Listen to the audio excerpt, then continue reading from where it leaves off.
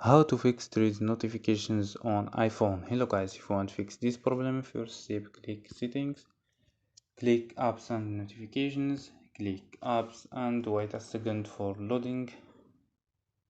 Scroll down for search your app threads or click here for search. Go to force stop and click OK, and go to storage, click clear data and click OK, and click clear cache. After these steps, go to data and turn off Wi-Fi and turn off mobile data and turn on. So don't forget like and subscribe. Bye.